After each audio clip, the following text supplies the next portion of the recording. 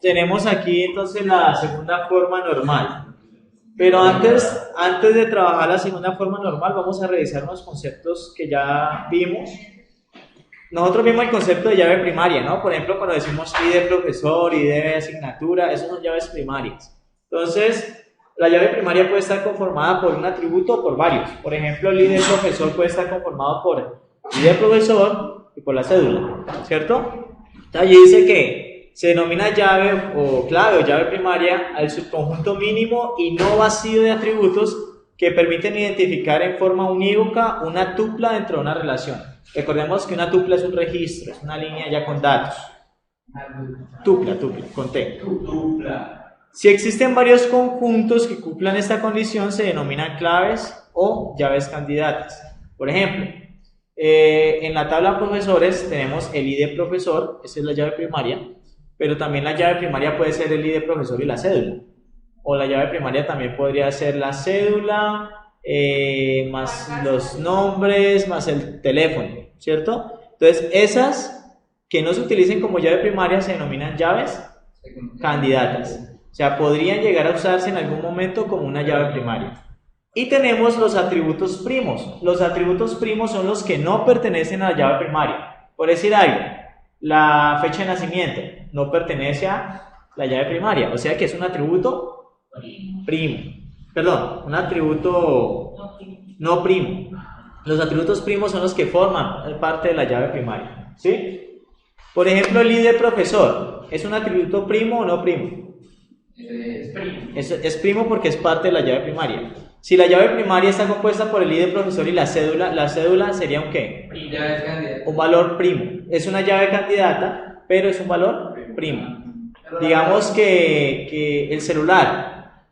Número celular es un valor no primo porque no pertenece a la llave primaria. Listo. B depende funcionalmente de quién? De A. Entonces, si para cualquier valor de A corresponde un único valor de B. ¿Listo? Eso se llama dependencia funcional. Por ejemplo, en la tabla profesora, entonces está el ID profesor, está la cédula, están los nombres, están los apellidos, etc. Entonces, por ejemplo, los nombres dependen funcionalmente del ID profesor, es decir, un nombre está asignado a un ID, ¿cierto? El número telefónico está asignado a un ID, o sea que ya hay una dependencia funcional. ¿Qué es la segunda forma normal? Pues una relación está en segunda forma normal, primero, si está en primera forma normal. Tú no puedes poner algo en segunda forma normal si no está en primera forma normal. Y aparte, todos sus atributos no primos, es decir, los que no sean parte de la llave primaria, dependen funcionalmente de la llave primaria. Eso se llama dependencia funcional. Vamos a ver eso en español. ¿Qué es? Entonces tenemos esta tabla. Entonces tenemos código empleado, código de departamento, nombre de departamento y años. ¿Sí o no? Pregunto, ¿cuántos IDs aparecen allí? Dos, código empleado y código departamento. ¿Este nombre de quién depende? Del código empleado. ¿Este departamento de quién depende? Del código departamento. ¿Y estos años? Los años es de ambos, ¿no? Depende del empleado y depende del departamento, ¿cierto? Sí, no, ¿Cuántos años lleva en un departamento? ¿Cierto? Ahora, supongamos que esta tabla, la llave primaria, está conformada por código empleado y código de departamento. O sea que estos son valores primos. Y de aquí para acá son valores no primos. ¿Está claro hasta allí? Pero hay una diferencia entre los valores primos y las llaves primarias. No, las primarias. Las llaves primarias tienen valores primos. No, pero ¿Las llaves candidatas? Las llaves candidatas, ¿cuál es la diferencia? Las llaves candidatas también tienen valores primos, ¿cierto? Los valores no primos son los que no están en ninguna llave. ¿Sí? En ningún tipo de llave. Entonces miremos esto. Miremos las dependencias funcionales. Por ejemplo, el nombre depende de quién? Del código empleado. El departamento depende del código de departamento. Los años dependen del código empleado y depende del código de departamento. Si ponemos eso en un gráfico o en un grafo, ¿cierto? Miremos aquí este grafo. Código departamento depende de código departamento, nombre depende de código empleado, y de estos dos depende ¿quién?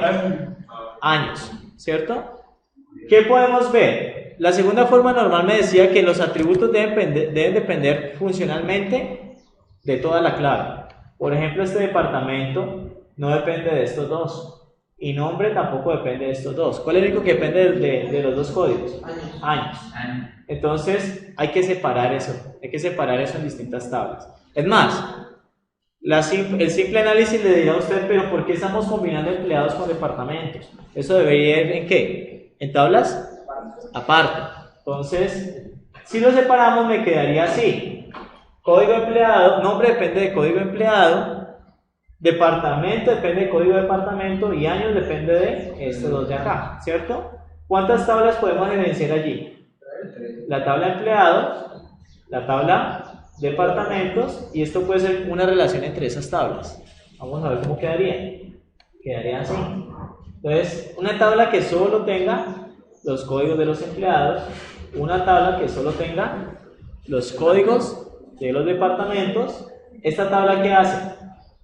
Hereda los códigos de ambos y aparte de eso se le agrega un atributo que es años. Esto ya lo hemos visto, ¿sí o no? Sí, ese era de los muchos a muchos, ¿cierto? ¿Por qué? Porque es que cuando nos salen dos tablas, un empleado, ¿cierto? Si tú haces la relación te da una relación muchos a muchos.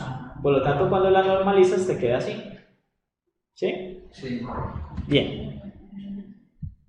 La tercera forma normal me habla de dependencias transitivas. ¿Qué es una dependencia transitiva? Supongamos que Y depende de X y Z depende de Y. Por lo tanto, Z depende de quién?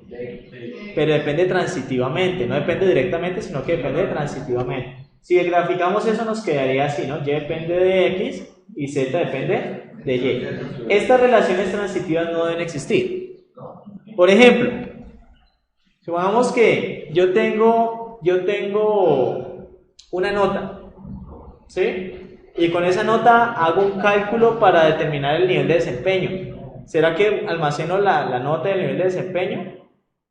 No, porque el nivel de desempeño depende de la nota y la nota depende de algo más, ¿cierto? Entonces, miremos acá. Una tabla o una relación está en tercera forma normal, primero que todo si está en segunda forma normal, ¿cierto? Y segundo, que no existan dependencias transitivas en los valores no primos, es decir, los que no pertenezcan a la clave no pueden tener dependencias transitivas.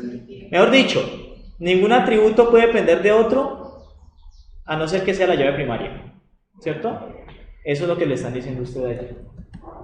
Entonces miremos este ejemplo.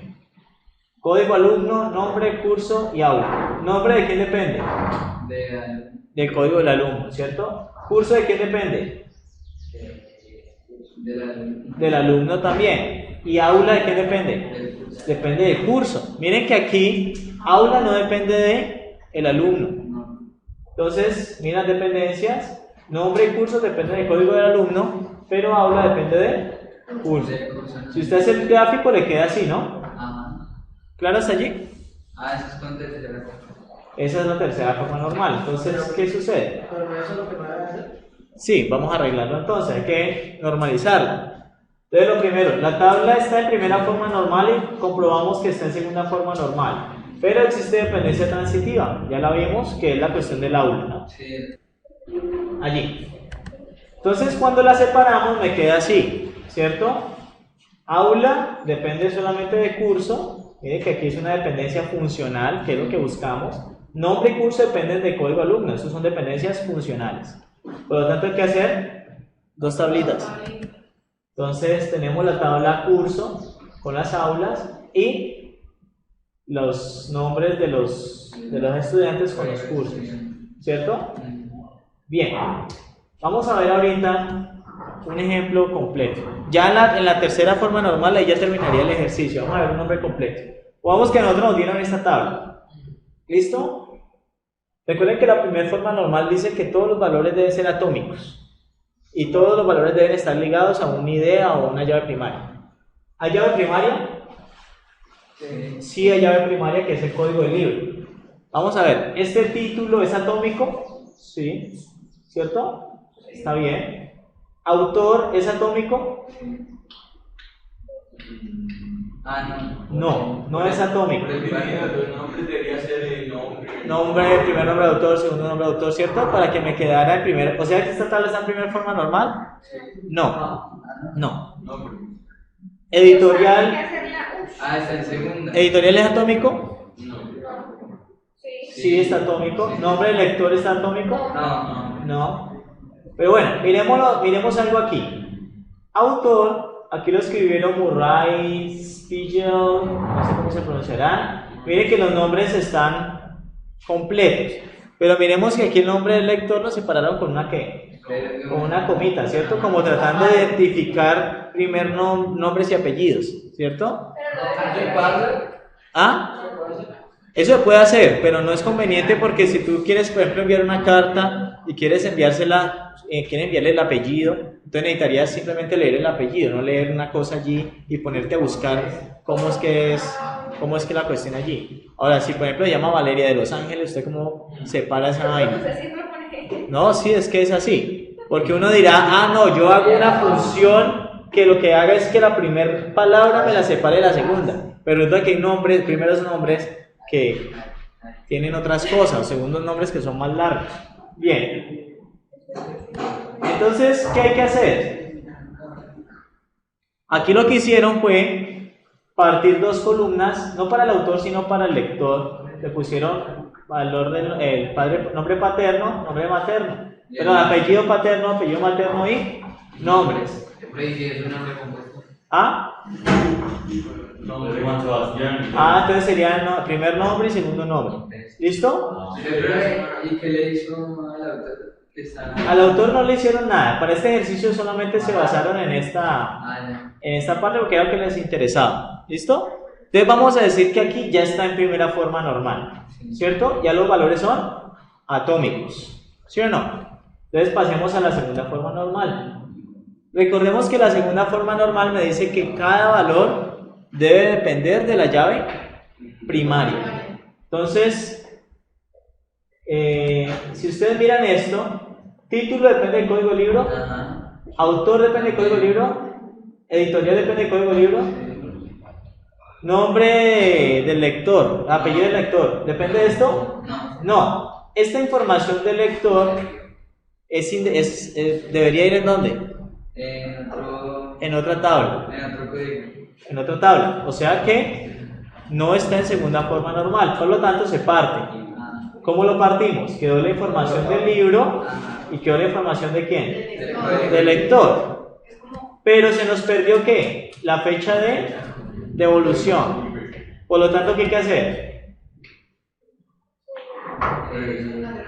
Hay que hacer una tabla donde se relacione el código del libro con el código del lector. Esto es como para solicitar libros, ¿no? Entonces miren que por ejemplo que Juan Gómez debería devolver ese libro en el 2005, el 15/04 del 2005, ¿cierto? Entonces, al partir nosotros información del libro con nombre del lector, se nos pierde ¿qué? La fecha de devolución. Pero si usted hace la relación entre estos dos, le va a dar una relación muchos a muchos, ¿no? Por ejemplo, un lector puede solicitar muchos libros y un libro puede ser solicitado por muchos lectores. Eso. Aparte de eso, mire que le agrega un código lector, ¿no? Si yo no le agrego código lector, ¿me queda en primera forma normal? No, porque no hay un ID, ¿vale? La idea es dejarlo siempre en... Que cada tabla tenga por lo menos un ID. No, pero que siempre en primera forma normal. Sí. Mire que cuando lo partí, ¿ustedes ven aquí código lector por algún lado? ¿Muchachos? No. Pero si yo lo parto, ¿cierto? Hay que hacerle un ID. Hay que hacerle al lector un ID porque si no, estos nombres no dependen de nadie. Por lo tanto, no cumpliría con la primera forma normal. Entonces, lo que hago para combinar estas dos tablas es crear una tabla que la relacione, que es esta tabla de acá, donde está el código del libro, el código del lector y la fecha de devolución. ¿Sí? Pero sigue siendo segunda forma normal. Ya está en segunda forma normal. Hay que dejarlo siempre en segunda forma normal todos. En tercera. Hicimos primera, Ya hicimos segunda, ahorita hay que hacer Tercero. tercera forma normal. Bien. Vamos a ver la tercera forma normal. Por ejemplo, esta cuestión del libro no cumple con la tercera forma normal. La tercera forma normal le dice que ningún valor puede depender de otro, ¿cierto? Y esa tabla de los libros tiene información de todo. Tiene información de libros, de autores y de editoriales. Por lo tanto, ¿qué hay que hacer con eso? Desarmarla en ¿cuántas tablas? En 3 tablas. Y una tabla para relacionarlas todas, ¿cierto? ¿Cómo quedaría? Quedaría así: la información del libro con su respectivo código. ¿Esto está en primera forma normal? Sí. La información del autor, la información de la editorial. Y finalmente, ¿qué hacemos?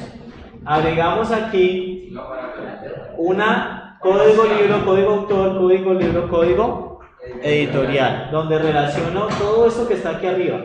Las otras 2 tablas que habíamos hecho antes ya están bien, ya están en tercera forma normal.